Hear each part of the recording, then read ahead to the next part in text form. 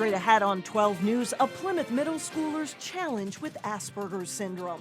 I just had to deal with it and make it better in my life. How he's sharing his experience in an effort to help others. Plus, an easy crime target, what people say you should know about your smartphone. But first, anger in the courtroom. A Golden Valley man is released without bail after he was charged in a deadly drunken driving crash. 12 News starts right now.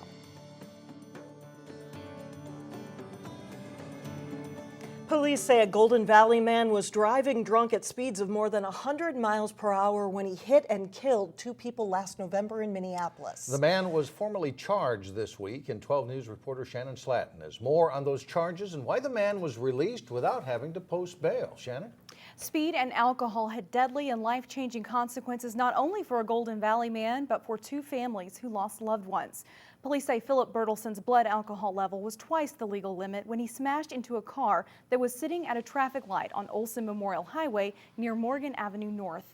The two people inside were 20-year-old Melvin Jones and 21-year-old Brandy Banks Sutta. They were pronounced dead at the scene. There's still a memorial at the scene of the crash. After a 5-month investigation, Hennepin County prosecutors charged Bertelson with 4 counts of criminal vehicular homicide. A judge then released him under supervision, angering the families of the victims. We asked a legal expert why a judge would allow a criminal vehicular homicide suspect to go free without posting bail. The purpose of monetary bail is only to secure the appearance of somebody in court. So we have somebody who's confronted with a warrant, he shows up in court, doing some things necessary to better himself. It's not hard to believe that a judge, or any judge in this county, would say, you know what, we're going to release this guy with conditions to ensure that the public is protected. Some of the conditions of Bertelson's release are that he must attend an alcohol treatment program, be alcohol-free, and submit to random testing. And of course, be at the next hearing date, which is in May. Mike? All right, Shannon, thanks. The Crystal City Council has approved fines and penalties for 3 businesses caught selling alcohol and tobacco to minors. During police compliance checks, MGM Liquor Warehouse on 56th Avenue sold alcohol to a minor, and at the Crystal Cub Foods and Liquor Liquidator stores, clerks sold tobacco to underage buyers. For each of the businesses, the City Council approved a $750 fine and a 1-day suspension of their tobacco or liquor license. They are small, they're convenient, and most people don't know what to do without them. We have, of course, are talking about cell phones, but for all their benefits, they're an easy target for criminals. As Delane Cleveland reports, police say there are a few things you can do to protect yourself. I don't know anybody's phone number by heart anymore. I carry a lot of personal information in here. For many people, I use it maybe 3, 4, 5 times a day. Cell phones have become an essential part of life. It's got a lot of personal information on it. It's like my Bible. You know, it's something that I have to have. I take it everywhere I go. It's something thieves know all too well. I set my phone down. Angela Shepard once found that out the hard way while grocery shopping. When I left with my groceries, I noticed when I was in the car, I didn't have my cell phone anymore. So when I went back into the grocery store, the girl had put it in her pocket. The person that was behind me. We've had a large increase in our theft of cell phones. Talked to Brooklyn Park Police. This is really happening pretty much every day out of the year. And they admit it's something they're seeing more and more. They are worth money. And so when you pull it out of your pocket and you're in public and you're carrying it around and it's in plain view, it's probably no different to a thief than if someone were to pull out their wallet and have $100 bills hanging out of it. They're popular targets because they're valuable. You know, if I didn't sign a 2-year contract, they're $500 or $600. And it's easy for thieves to sell them. Expensive phones, and they can grab them and run, you know, like get on a bus or something, just when the door's going to close, grab the phone and take off. Meanwhile, police urge cell phone users to be aware of their surroundings. If you're in a grocery store, don't leave it laying in the basket or on top of a woman's purse. If you're walking to the bus stop or you're just walking down a street, don't be so engaged in what's on your cell phone that you're not paying attention to people approaching you or coming up behind you. In Brooklyn Park, Delane Cleveland, 12 News. Police say a tool that will help deter thieves from stealing cell phones is the so-called kill switch, which would let people remotely disable their smartphones. The kill switch will become a standard feature with major carriers in 2015. Drivers, brace yourself for another summer of road construction. As soon as the weather cooperates, work will resume on Interstate 694 between Brooklyn Center and Arden Hills. MnDOT will be finishing concrete work that they couldn't complete last fall.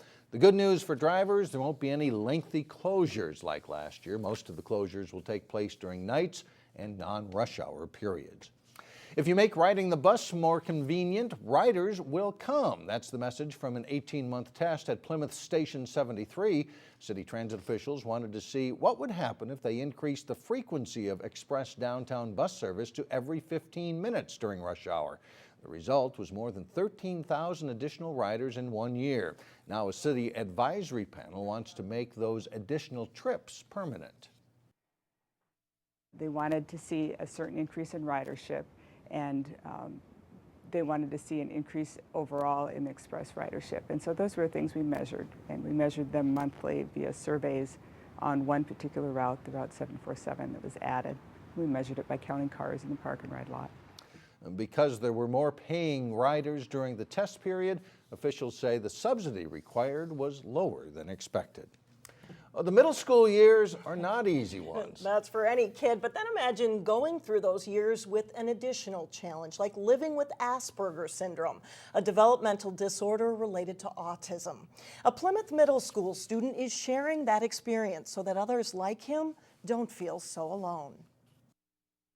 To meet Armond Isaak Senior angle. is to meet an intelligent, sociable, and self-aware young man who knows more about himself at age 14 than many adults. It wasn't always that way. Before, it was kind of like not knowing what to say to anyone.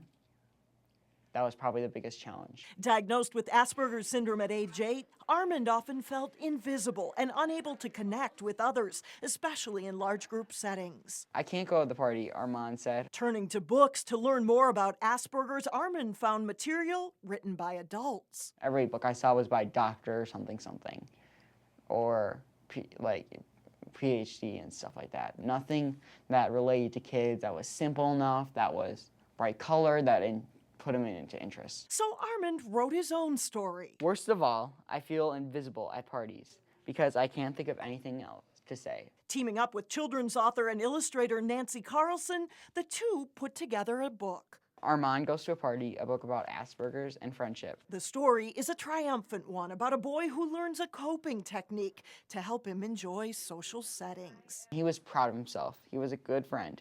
I'm glad I was here too, Armand said. School counselor Debbie Dragsess says she's seen the growth in Armond firsthand in the 2 years since he transferred to Plymouth Middle School. He was able to come so far himself with writing a book about his own experiences. It's not easy to put yourself on display and say what's hard about life, but then to have a book that's trying to help other kids. For an 8th grader who once felt so alone, there's now a book so others like him don't have to feel that way. I just want kids to know that they're not one in a billion. If you would like to meet authors Armond Isaak and Nancy Carlson, they are signing books this Saturday afternoon at Wild Rumpus in Minneapolis. That event goes from 1 until 3 on Saturday. Right. Still ahead, we head to Providence Academy in Plymouth to meet this week's standout students. Then later in sports, after a trip to the state tournament last year, Champlin Park's girls lacrosse team opens the 2014 season with high hopes. But first, a break from the rain. Friday, we should see some sun.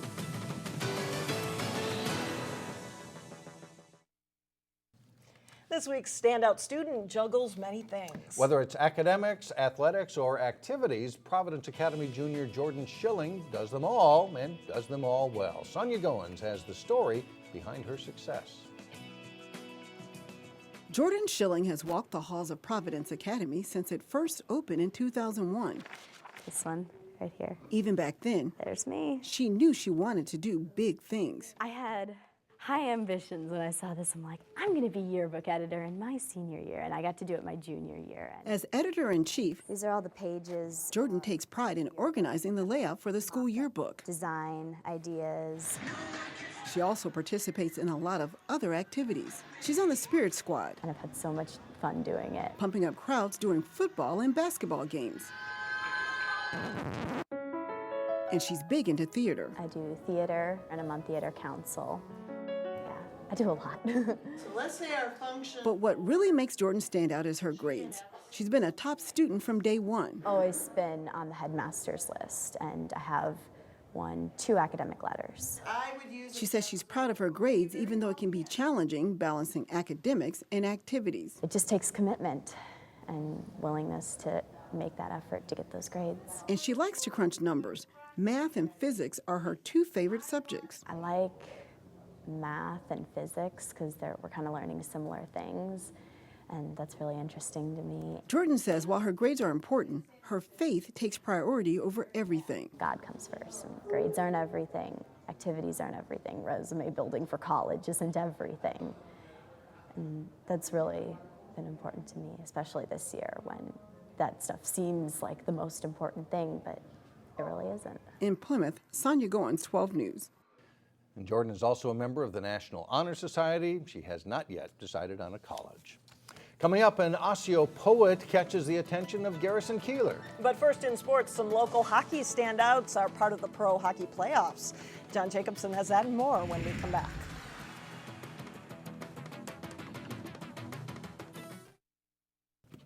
Another tough night for outdoor sports. A lot of rain in the area, but lacrosse plays on. They go on, you know. If there's no storms or severe weather, they'll play on. And we got a couple in last night. The Champlin Park girls lacrosse team reached the state tournament for the first time in school history a year ago. After 3 weeks of practice, the Rebels played their season opener at home Wednesday against Centennial. First half, and a nice spin move by Champlin Park's Delaney Everett. And she beats the Cougars goalie 5-hole with the shot. And that goal makes it 3-0 Rebels. Number 22, Katie Elder on the run, passes to her right. Margie McNamara picks up the loose ball and goes in to score Champlin Park's 5th goal. Everett gets free on the left sideline, works the ball ahead to Hannah Krimble, who scores one of her 3 goals, and it's 6-0 Rebels. A lot of red jerseys around Elder on this play, but the senior midi gets herself free for the shot and goal. Elder with 4 goals in the game.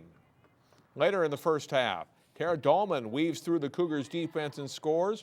Dahlman also nets a hat trick. That goal makes it 12-1 Champlin Park. Second half, McNamara feeds Everett out front with a nice pass. Everett, McNamara, and Elder each score 4 goals in the night. The Rebels go on to win big over Centennial 21-5. The Champlin Park boys lacrosse team also won its season opener. Rebels won at Centennial, blanking the Cougars 13-0. After winning its season opener over Cooper on April 14th, the Armstrong boys lacrosse team had to wait 9 days to play their conference opener. The Falcons in the rain, hosting Elk River Zimmerman. Armstrong gets on the board first. Nathan Borwick to Marshall Wingett, who finds Micah Ness alone in front for the tally. 1-0 Falcons. Armstrong goalie Colin Cahill denies an Elks opportunity here, stopping the hard shot from Marcus Olson. Big save for Cahill. Still in the first quarter, Borwick races in, sidesteps a defender, and fires it in. Armstrong takes the lead for good at 4-3. Second quarter, and Will O'Hora wins a face-off, one of 7 he won in the game, and he takes it all the way in himself, scoring to make it 6-3 Falcons. Armstrong starts to pull away from there. Borwick to Ness, who shoots. His shot stopped. Jordan Maximek there for the rebound goal. And Armstrong's up 8-3. Third quarter, O'Hora penetrates the Elks D. He spots Wingett cutting to the net. Wingett nets one of his 6 goals in the game. Falcons defense blanks the Elks in the second half while the offense keeps going. Ness scores 5 goals in the game. Armstrong beats Elk River Zimmerman 18-4. The Armstrong girls used a balanced scoring attack to win its conference opener at Elk River Wednesday night. The Falcons beat Elk River Rogers Zimmerman 13-4. After starting the season by winning the new Lloyd Olson tournament, the Robbinsdale Hopkins Mound West Taka Robbins PI adapted softball team is into the heart of the regular season. Robbins hosting Osseo Wednesday. Bottom of the first inning, the Robins Casey Bally with a hit down the line. Jimmy Flores and Tyler Sarf score, and it's a triple for Balin. She comes home on the base hit by Josh Adel for a 4-0 Robins lead. Bottom of the third inning, Joe Dubasar sends a hit to the right side. Balin scores another run. Andy Dubasar rips the high pitch for a hit in the fourth inning to score a Corey Tesh. The Robins lead 10-1 after 4. They go on to win it 11-1 in 6 innings. The playoffs for the American Hockey League got underway this week, and the top-seeded Texas Stars are led into the postseason by Brooklyn Park native Travis Morin. Morin is having a career season for the Stars, winning the scoring title and being named league MVP. The Osseo High School grad was the leading scorer all season, racking up 32 goals and 88 points, and is the Stars' all-time leader in points and assists. Morin played 4 years for Minnesota State Mankato and has been playing pro hockey now since 2006, mostly on the minor league level, though he did play 4 games this winter for the NHL's Dallas Stars. Morin and the Texas Stars beat Oklahoma City 3-2 in overtime on Wednesday night in Game 1 of the Western Conference quarterfinals. 2 of Armstrong's best ever hockey players are still alive in the NHL playoffs. One is a player, one is a coach. Former Wild coach and Armstrong and U of M defenseman Todd Richards coached the Columbus Blue Jackets to their first home playoff win in franchise history Wednesday. The Blue Jackets rallied from a 3-goal deficit to beat the Pittsburgh Penguins 4-3 in overtime to tie their Eastern Conference series at 2-2. Jordan Leopold, who also played for the Falcons and the Gophers as a defenseman for the St. Louis Blues. The Blues lost in overtime to the Chicago Blackhawks, and that series at 2 games apiece as well. We have big news on the Armstrong Cooper boys hockey program coming up Friday starting at 4 here on 12 News. All right, thanks a lot, John. We'll be right back. Well, you could say art has come full circle for an Osseo playwright. Author Jessica Lynn Peterson of Yellow Tree Theater is a finalist in a contest for love poems. If I do not love you, there has never been an ocean. A yellow tree never grew where it grew. The sun never exchanged places with the moon. It's 2 o'clock, so I still love you. You might recognize some of the lines of that poem. It's called String from the play with the same name. Peterson starred in that play with her husband Jason when they opened Yellow Tree Theater in 2008. Peterson entered the poem in a contest judged by Garrison Keillor and other poets. I think it's fun sometimes to just be a writer and not a theater producer, but you know, this poem is really special. It's, you know, it represents the work that we've been doing here at Yellow Tree, but it also represents my husband and I falling in love, and so it's really special. Peterson is one of 25 finalists out of more than 1,100 submissions in the Common Good Books Love Poem Competition. Another local author, Carl Utterberg of Golden Valley, is also a finalist for his poem To Carla, and the winners will be announced on Sunday. And that does it for us. Thanks so much for joining us. Community Corner is coming up next. We'll see you again tomorrow.